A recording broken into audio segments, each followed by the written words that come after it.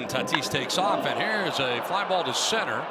That is caught in center field by Outman, trying to double off Tatis at first, but nobody's covering first.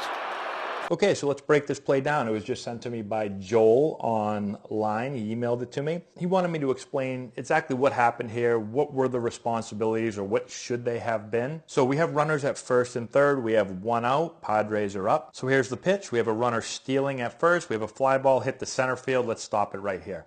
So we can see the runner at first that's stealing. He's right here. Now let's just erase this player right here. Let's just say there's just a man on third base and we're going to throw the ball home.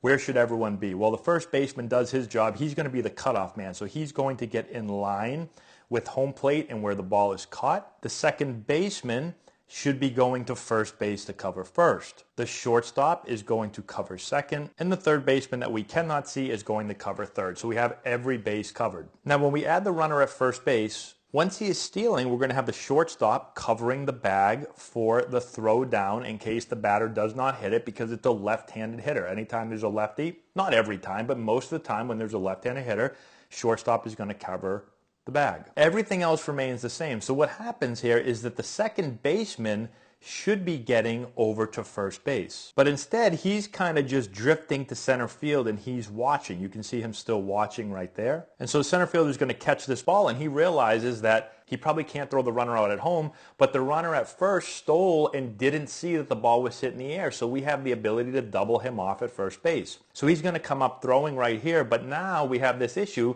because the second baseman never got there. We have nobody at first base. We also have nobody backing up because the pitcher is going to back up home.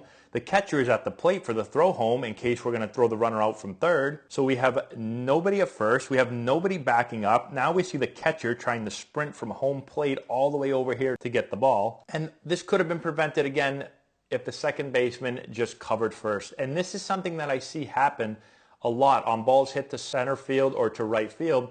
The second baseman forgets their responsibility. Or what happens a lot is they say, well, it's a fly ball. There's not going to be a play at first. The ball's going to get caught. So what do I need to go to first for? Well, this is the situation where we may need to throw to first and we don't have a player there. And you can see as Tatis is coming back to the bag right here, that ball is going to beat him. So we would double off the runner at first. But again, Gavin Lux is over here just kind of watching and the ball is going to roll all the way to the backstop. Now, the only time we could have some issues on this play, or we should, is if it was a right-handed hitter. If it's a right-handed hitter, then the second baseman would be the guy covering, so he's going to be here. So he would go here, the ball would be hit out this way, and now our only option is he would have to be in a foot race to first base and try to beat that runner. And if the runner goes over the bag, you can see Tatis right here, he actually passes the bag, so then he has to touch the bag and come back towards first. Maybe you're able to beat him back there. My guess is the center fielder's not going to throw. But then again, he threw this time with nobody standing there. So maybe he does throw and maybe you're able to beat him back to the bag. But that's the one time where the rotation gets thrown off a little bit. So I've been thinking about the only other adjustment we could have made is the first baseman,